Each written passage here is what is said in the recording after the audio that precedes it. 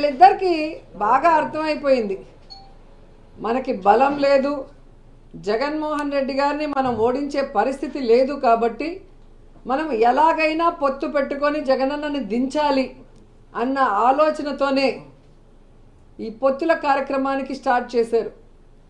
కొద్దిసేపు బీజేపీ సంకనెక్కాలని చూస్తారు, బీజేపీ సంఖ ఎత్తించుకోపోతే కాంగ్రెస్ సంకనెక్కాలని చూస్తారు, ఆ కాంగ్రెస్ ఎక్కించుకోకపోతే పిల్ల పార్టీలతో పోవాలని చూస్తారు. అంటే వాళ్ళల్లో వాళ్ళకి ఒక గందరగోళం, ఎవరితో పొత్తు పెట్టుకోవాలి, ఎలా వెళ్ళాలి, ఎవరు మనని పొత్తు పెట్టుకోవడానికి అవకాశం ఇస్తారో అర్థం కాకుండా గందరగోళం పరిస్థితిలో ఈరోజు 118 స్థానాలు అనౌన్స్ చేశారనేది మనం అర్థం చేసుకోవాలి.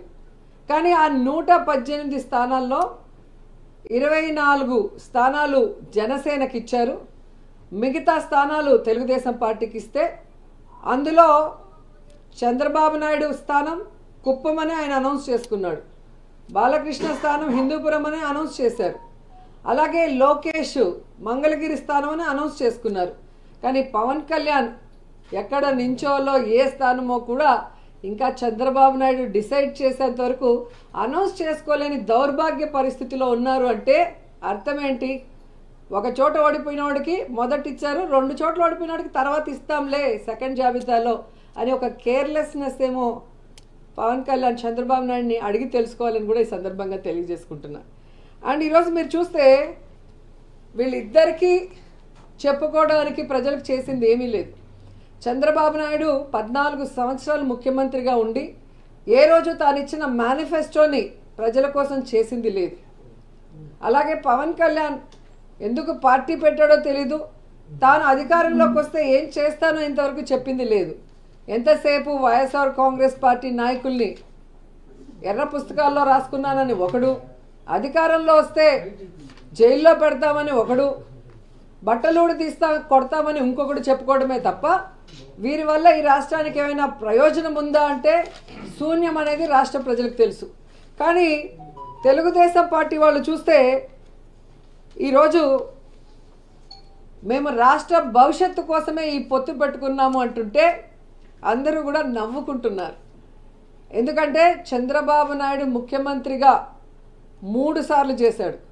ఈ 3 సార్లలో రాష్ట్ర భవిష్యత్తుని ఎప్పుడైనా కాపాడా అనేది ఈ రాష్ట్ర ప్రజలు ఒకసారి ఆలోచించాలి. ముఖ్యంగా రాష్ట్రం విడిపోయిన తర్వాత అనుభవం ఉంది అని చెప్పి మళ్ళీ చంద్రబాబు నాయుడికి అధికారం ఇస్తే పోనీ రాష్ట్ర భవిష్యత్తుని ఏమైనా కాపాడా? రాష్ట్రాన్ని అప్పుల్లో ముంచేశాడు, రాష్ట్రాన్ని సర్వనాశనం చేశాడు, రాష్ట్ర ప్రజల డబ్బుని దోచుకొని స్కామ్ల ద్వారా దాచుకున్నాడే తప్ప ఈ రాష్ట్రానికి ఎప్పుడైనా మంచి చేశాడా అనేది రాష్ట్ర ప్రజలందరూ కూడా ఈరోజు గుర్తు తెచ్చుకుంటున్నారు. ఎందుకంటే ఈ రాష్ట్ర విభజన తర్వాత చంద్రబాబు నాయుడు ఈ రాష్ట్రానికి చేసింది ఏంటయ్యా అంటే ప్యాకేజీ కోసం ప్రత్యేక హోదాను తాకట్టు పెట్టేశాడు, కమిషన్ల కోసం కాంట్రాక్ట్ల కోసం పోలవరాన్ని తాకట్టు పెట్టేశాడు, రియల్ ఎస్టేట్ వ్యాపారం కోసం అమరావతిని తాకట్టు పెట్టేశాడు, ఓటుకి నోటు కేసులో దొంగలా దొరికిపోయి ఉమ్మడి రాజధానిని కేసీఆర్ గారికి తాకట్టు పెట్టి దొంగలా అర్ధరాత్రిలో పారిపోయి వచ్చాడు. మరి ఈరోజు ఏమీ తెలియనట్టు లేదా ప్రజల అమాయకులు మర్చిపోయి ఉంటారు అనుకున్నాడో ఏమో కానీ రాష్ట్ర భవిష్యత్తు కోసం మేము పొత్తు పెట్టుకున్నామంటుంటే ఈ ఆంధ్రప్రదేశ్ 2 ముక్కలు అవ్వటానికి, ఈ ఆంధ్రప్రదేశ్ అప్పుల్లో కూరుకుపోవడానికి, ఈ ఆంధ్రప్రదేశ్ని నాశనం చేసింది చంద్రబాబు నాయుడు పవన్ కళ్యాణ్ అన్నది 5 కోట్ల మంది ప్రజలకి బాగా గుర్తుంది అన్న విషయం వీళ్ళు తెలుసుకోవాలి. ఈ రోజు వచ్చే 164 స్థానాల్ని బలంగా గెలుచుకొని ఒకటే అన్నారు కదా మనల్ని, నువ్వు అసెంబ్లీలోకి ఎలా అడుగు పెడతావో మేము చూస్తాం.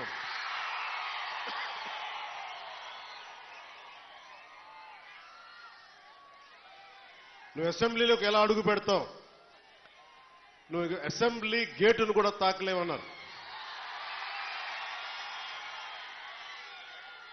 నేను ఎంత సీరియస్గా తీసుకున్నా నాకు తెలియదు, నేను విన్నా వదిలేశాను. కానీ మీరు ఇచ్చిన విజయం పిఠాపురంలో మీరు చాలా సీరియస్గా తీసుకున్నారు.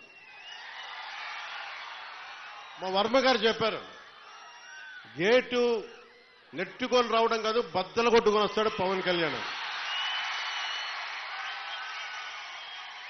మా వర్మ గారు చెప్పిన ఆ వ్యాఖ్యలే, ఆ ప్రొఫెసీయే నిజమైంది ఈ రోజున. మరి నాకు ఇంత ఘన విజయం ఇచ్చిన మీకు నేను ఎంత రుణగ్రస్తుణ్ణి. కన్నీరు తొడవలేని అధికారం ఎందుకు, నేను ఎప్పుడు చెప్తా ఉన్నా. నేను మీకు కష్టమైన క్లిష్టమైన పంచాయతీరాజ్ శాఖనే తీసుకున్నాను. చాలా మంది అడిగారు హోంశాఖ తీసుకోండి, లేదంటే ఫైనాన్స్ తీసుకోండి, లేదంటే రెవెన్యూ, ఇట్లాంటివన్నీ మాట్లాడుతున్నా. నాకేమొద్దు. ఈ రోడ్డు గ్రామ స్వరాజ్యం కోసం బాపూజీ కలలు కన్నారు. ఆ కలలు నెరవేర్చడం కోసం నేను పంచాయతీరాజ్ శాఖ తీసుకున్నాను.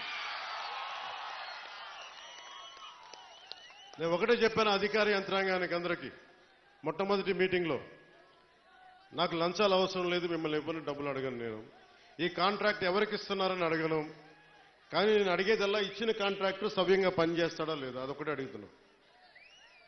అలాగే ముందస్తుగా చెప్పిన మీటింగ్లో, రివ్యూ మీటింగ్లో ఒకటే అడిగా, నేను ఇప్పుడు దాకా నా జీవితంలో నేను సంపాదించిన డబ్బు అకౌంట్లో కూడా ఎప్పుడు చూడడం.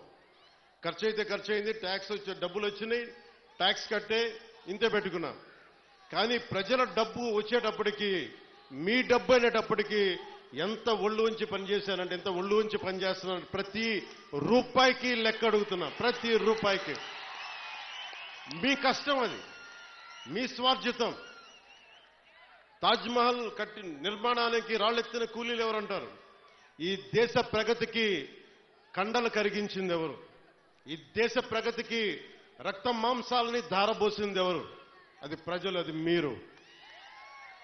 అందుకే నాకు బాధ్యత ఉంది. నేను మీకు ఈ రోజు నేను చెప్తా ఉన్నాను, ఆ రోజున ప్రమాణ స్వీకారం చేశాను. మొన్న మన కార్యకర్తల సమావేశంలో ప్రమాణ స్వీకారం చేశాను. ఎమ్మెల్యేగా నేను ఈరోజు మళ్ళీ మీ ముందు ప్రమాణ స్వీకారం చేస్తున్నాను. పవన్ కళ్యాణ్ అనే నేను భారత రాజ్యాంగానికి కట్టుబడి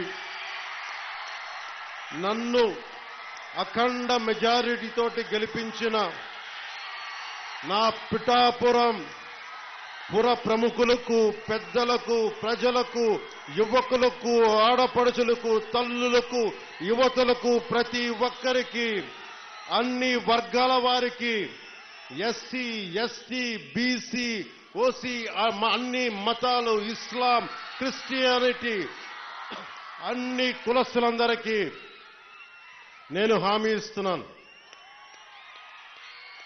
మానవత్వాన్నే కాపాడుతాను, మీ అభ్యున్నతికే కష్టపడతాను. నేను లంచాలు తీసుకోను, నాకు అలాంటి అవసరం లేదు. మీ అభ్యున్నతికే నేను కష్టపడతాను.